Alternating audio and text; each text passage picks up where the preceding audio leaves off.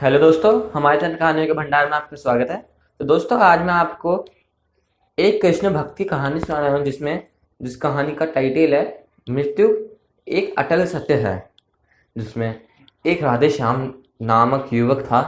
स्वभाव का बड़ा ही शांत एक एवं सुविचार वाला व्यक्ति था। उसका छोटा सा परिवार था जिसमें उसके माता पिता पत्नी एवं दो बच्चे थे।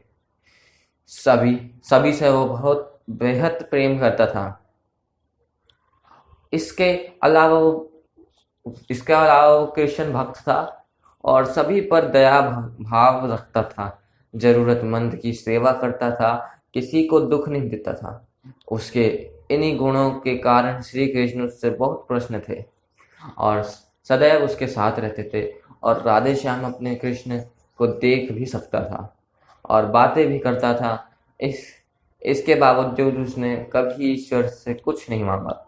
वह बहुत खुश रहता था क्योंकि ईश्वर हमेशा उसके साथ रहते थे और उसे मार्गदर्शन देते रहते थे।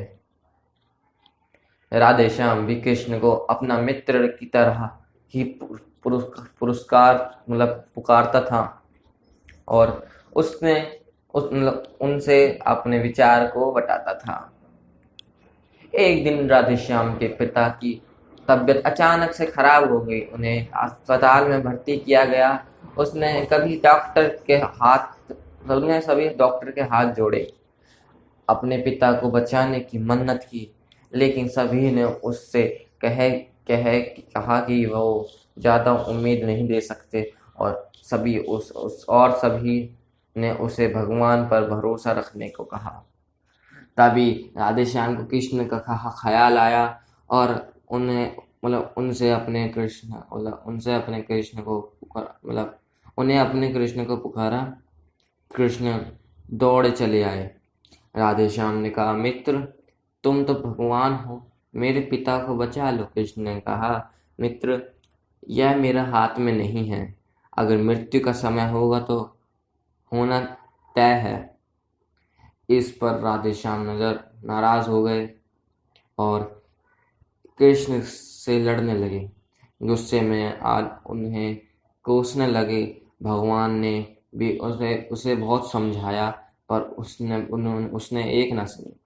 तब भगवान कृष्ण ने उससे कहा, मित्र, मैं तुम्हारी मदद कर सकता हूँ, लेकिन इसके लिए तुम्हें एक कार्य करना होगा। राधे श्याम ने तुरंत पूछा, कैसे कार्य? कृष्ण ने कहा, तुम्हें किसी एक घर में मुट्ठी भर लानी होगी और ध्यान रखना होगा कि उस परिवार में किसी की भी मृत्यु ना हुई हो। राधे श्याम झट से हाँ बोलकर तलाश के लिए निकल गया। उसने कई दरवाजे खटखटाए। हर घर में ज्वार तो होती पर लेकिन ऐसा कोई नहीं होता जिसके परिवार में किसी की मृत्यु ना हुई हो। किसी का पिता, किसी की माँ, किसी की दादी, किसी की भाई, किसी का माँ, किसी की काकी, किसी की बहन। 2 दिन तक सबकी मृत्यु ही होती है।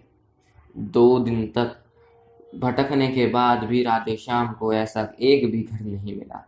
तब उसे इस बात का एहसास हुआ कि मृत्यु एक अटल सत्य है।